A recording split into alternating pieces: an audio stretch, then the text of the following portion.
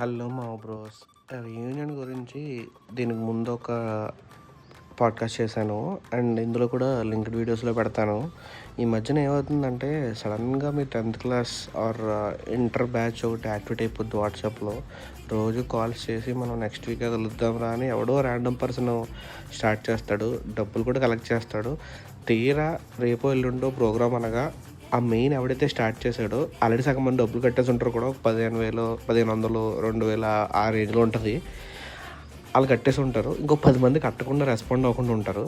సడన్గా ఎవరో వచ్చి అరే అందరూ రావట్లేదు కదా, పోస్ట్పోన్ చేద్దాంరా అంటారు. ఈ కట్టిన 20 మంది డబ్బులు కూడా ఎవడైతే ఆర్గనైజ్ చేశాడో వాడే డ్రాప్ అవుతాడు. అండ్ ఈవెంట్ జరుగుతుందో జరగదో ఏమైందో తెలీదు.